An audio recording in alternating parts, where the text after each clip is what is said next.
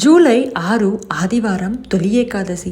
చాలా విశిష్టమైన రోజు. ఆషాఢ మాసంలో వచ్చే ఈ ఏకాదశి రోజున స్వామివారు అంటే శ్రీ మహావిష్ణువు యోగ నిద్రలోకి ఉపక్రమిస్తారు. కాబట్టి ఈ రోజున మనము చక్కగా ఈ యొక్క ఏకాదశిని చేసుకోవాలి. దాంతోపాటుగా 27 నక్షత్రాలకు ప్రతీకగా, అలాగే స్వామికి ఎంతో ఇష్టమైన ఈ యాలకులని ఇలాగా పసుపు నీటిలో నానబెట్టి ఒక మాలలాగా చేసి మనము స్వామి మెడలో వేయాలి. విగ్రహం ఉంటే విగ్రహం, లేదా ఫోటో ఉంటే ఫోటో లాగా చేసుకొని ఇలా చక్కగా గుచ్చుకొని ఓం నమో వెంకటేశాయ అనుకుంటూ ఇలా చక్కగా మనం ప్రార్థన చేసుకొని స్వామి యొక్క మెడలో వేయాలి. ఓం నమో నారాయణాయ అని కానీ, గోవింద అని కానీ కామెంట్ చేయండి.